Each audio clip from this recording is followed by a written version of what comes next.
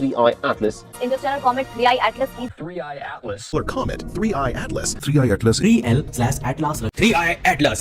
3i atlas ಇದು ಬಹುದೂರದಿಂದ ಬಂದ ಒಂದು ಧೂಮಕೇತು. ಕೋಟ್ಯಾಂತರ ವರ್ಷಗಳಿಂದ ಪ್ರಯಾಣ ಮಾಡ್ತಾ ನಮ್ಮ ಸೋಲಾರ್ ಸಿಸ್ಟಮ್ಗೆ ಬಂದಿದೆಯಂತೆ. ಇದು ಕಾಮೆಟಾ ಅಥವಾ ಏಲಿಯನ್ ಶಿಪ್ ಅಂತ ಪ್ರಪಂಚದಾದ್ಯಂತ ಚರ್ಚೆ ಆಗುತ್ತಿದೆ. ಸೈಂಟಿಸ್ಟ್ ಗಳು ಅನುಮಾನದಿಂದ ನೋಡ್ತಿದ್ದಾರೆ. ಇದೇ ಡಿಸೆಂಬರ್ ನಲ್ಲಿ ಈ ಕಾಮೆಟ್ ಭೂಮಿ ಸಮೀಪದಿಂದ ಹಾದು ಹೋಗಲಿದೆಯಂತೆ. ಆಗ ಇದರ ರಹಸ್ಯ ಬಯಲಾಗಬಹುದು ಅಂತ ಅಂದಾಜಿಸಲಾಗಿದೆ. ಸೊ ಈ ಕಾಮೆಟ್ ತರಾನೇ ನಮ್ಮ ಸಿನಿಮಾದಲ್ಲೂ ಒಂದು ಕಾಮೆಟ್ ನಿಂದ ಮಲ್ಟಿವರ್ಸ್ ಓಪನ್ ಆಗುತ್ತೆ. ಸಿನಿಮಾ ಹೆಸರು ಕೊಹರೆನ್ಸ್. ಇದು 2013ರಲ್ಲಿ ರಿಲೀಸ್ ಆಗಿತ್ತು. ಇದೊಂದು ಮೈಂಡ್ ಬೆಂಡಿಂಗ್ ಸಿನಿಮಾವಾಗಿದೆ. ಒಂದೇ ಮನೆಯಲ್ಲಿ ನಡೆಯುವ ಕಥೆಯಾದರೂ ನಮ್ಮ ತಲೆಗೆ ಕೆಲಸ ಕೊಡುವ ಸಿನಿಮಾವಿದು. ಒಂದು ಮನೆ, ಅಲ್ಲಿ ಕೆಲವು ಗೆಳೆಯರ ಬಳಗ, ಒಂದು ಕಾಮೆಂಟ್ ನಿಂದ ಒಂದೇ ತರಹದ ಹಲವು ಮನೆಗಳು ಒಂದೇ ಕಡೆಗೆ ಬಂದು ಬಿಡುತ್ತವೆ ಮತ್ತು ಹಲವು ಗೆಳೆಯರ ಬಳಗಗಳೆಲ್ಲ ಬೆರೆತಾಗ ಆಗೋ ವಿಧ್ವಂಸವೇ ಈ ಸಿನಿಮಾ. ಈ ಸಿನಿಮಾ ಅರ್ಥವಾಗಬೇಕಂದ್ರೆ ನನ್ನ ಜೊತೆ ಈ ಸಿನಿಮಾ ಪೂರ್ತಿ ನೋಡಿ. ಸೊ ಬನ್ನಿ ಬಂಧುಗಳೇ, ಕನ್ನಡ ಚಾನೆಲ್ಗೆ ಸ್ವಾಗತ.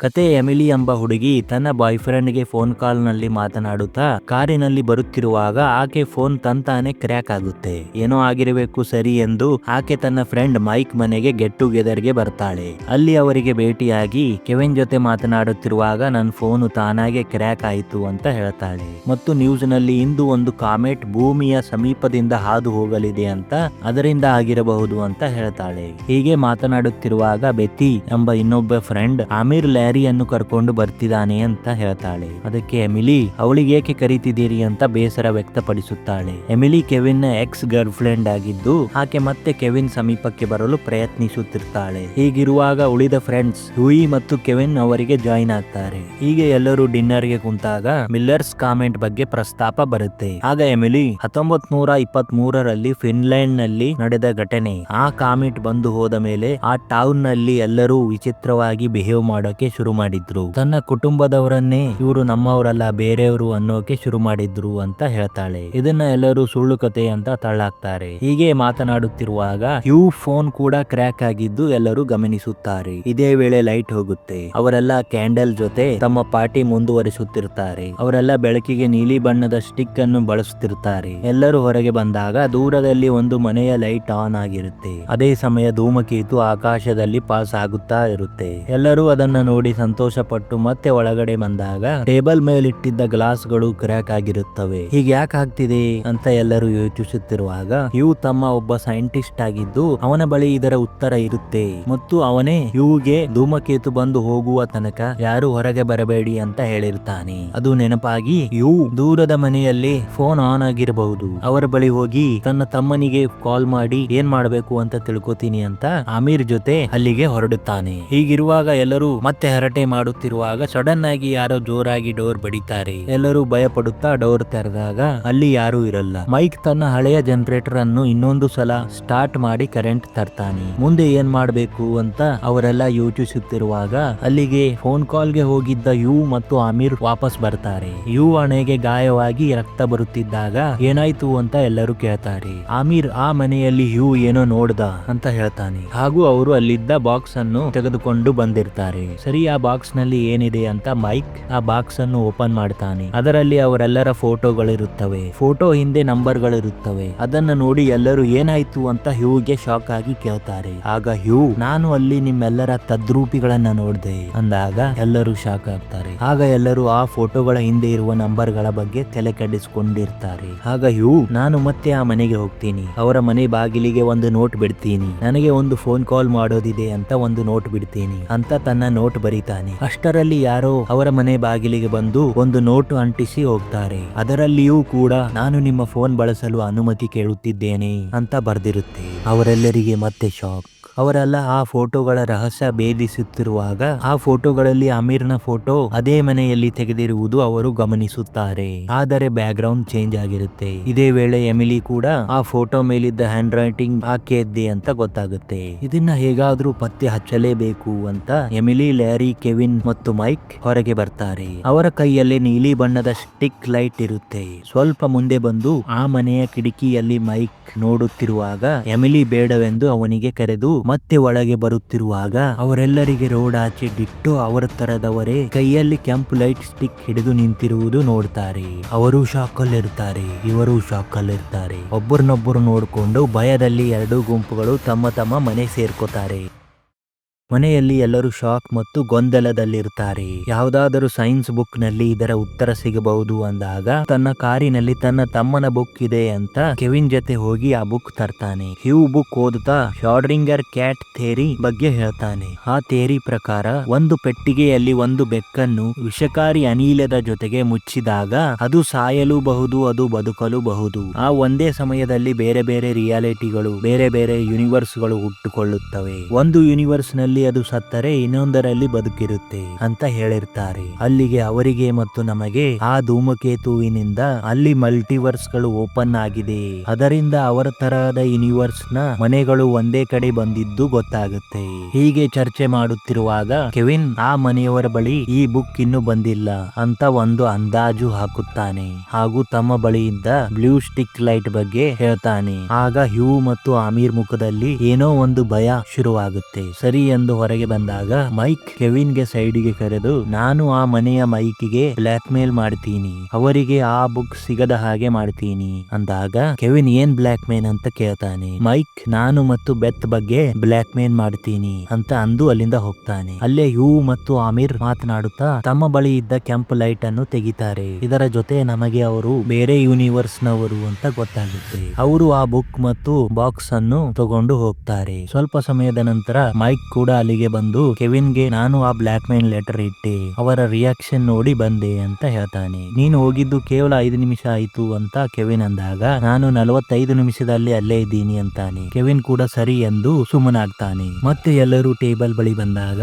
ಆ ಬಾಕ್ಸ್ ಮಿಸ್ ಆಗಿದ್ದು ಗಮನಿಸುತ್ತಾರೆ. ಆಗ ಎಮಿಲಿ ಮೈಕ್ಗೆ ನಮ್ಮೆಲ್ಲರ ಫೋಟೋಗಳು ಹೊರತೆಗಿ ಅಂತ ಹೇಳ್ತಾಳೆ. ಮೈಕ್ ಫೋಟೋ ತಗೊಂಡು ಬಂದಾಗ ಕೆವಿನ್ ಮತ್ತು ತನ್ನ ಅದೇ ರೀತಿ ಫೋಟೋ ನೋಡ್ತಾಳೆ. ಇತ್ತ ಕೆವಿನ್ ಮತ್ತು ಲ್ಯಾರಿ ಜೊತೆಗಿರುವುದು ಬೆತ್ ನೋಡಿ ಅದನ್ನ ಎಮಿಲಿ ಬಳಿ ಬಂದು ಹೇಳ್ತಾಳೆ. ಎಮಿಲಿ ಕ್ಲಾರಿಫಿಕೇಶನ್ ಗೆ ಕೆವಿನ್ ಬಳಿ ಬಂದು ಕೇಳಿದಾಗ ಬಹಳಷ್ಟು ವಿಷಯಗಳು ನಡೆಯುತ್ತಿದೆ, ಅದರ ಬಗ್ಗೆ ಗಮನ ಹರಿಸೋಣ ಅಂತ ಮಾತು ಬದಲಾಯಿಸುತ್ತಾನೆ. ಅಷ್ಟರಲ್ಲಿ ಜೋರಾಗಿ ಶಬ್ದವಾಗಿ ಕರೆಂಟ್ ಹೋಗುತ್ತೆ. ಅವರೆಲ್ಲರೂ ಏನಾಗಿದೆ ಅಂತ ಹೊರಗಡೆ ಬಂದು ತಪಾಸಣೆ ಮಾಡ್ತಾರೆ. ಆಗ ಯುಯಿ ಕಾರು ಕಾಂಜು ಪುಡಿ ಪುಡಿಯಾಗಿದ್ದು ಅವರು ನೋಡ್ತಾರೆ. ಎಮಿಲಿ ಕೂಡ ತನ್ನ ಕಾರಿನಲ್ಲಿ ವೆಡ್ಡಿಂಗ್ ರಿಂಗ್ ತೆಗಿತಾಳೆ. ಕೆವಿನ್ ಎದುರಿದ್ದಾಗ ಅವನ ಜೊತೆ ಪ್ರೀತಿಯಿಂದ ಮಾತನಾಡುತ್ತಿದ್ದಾಗ ಅವನು ಬೇರೆ ಯೂನಿವರ್ಸ್ ನ ಕೆವಿನ್ ಅಂತ ಗೊತ್ತಾಗುತ್ತೆ. ಆಕೆ ಮತ್ತೆ ಮನೆಗೆ ಬಂದಾಗ ಮತ್ತೆ ಅಲ್ಲಿಗೆ ಹುಯಿ ಮತ್ತು ಅಮೀರ್ ಬರ್ತಾರೆ. ಅವರು ಬಂದು ಮೊದಲ ಕತೆ ಹೇಳ್ತಾರೆ. ಆಗ ಎಲ್ಲರೂ ನಿಮ್ಮ ಜೊತೆ ಏನಾಯ್ತು ಅಂತ ಈ ಕತೆ ಮೊದಲೇ ಹೇಳಿದ್ದೀರಿ, ಅದನ್ಯಾಕೆ ಹೇಳ್ತಿದ್ದೀರಾ ಮತ್ತೆ ಅಂತ ಕೇಳ್ತಾರೆ. ಆಗ ಅವರು ಬೇರೆ ಯೂನಿವರ್ಸ್ ನ ಹ್ಯೂಯಿ ಮತ್ತು ಅಮೀರ್ ಇಲ್ಲಿಗೆ ಬಂದಿದ್ರಾ ಅಂತ ಕೇಳ್ತಾರೆ ಮತ್ತು ಅವರಿಗೆ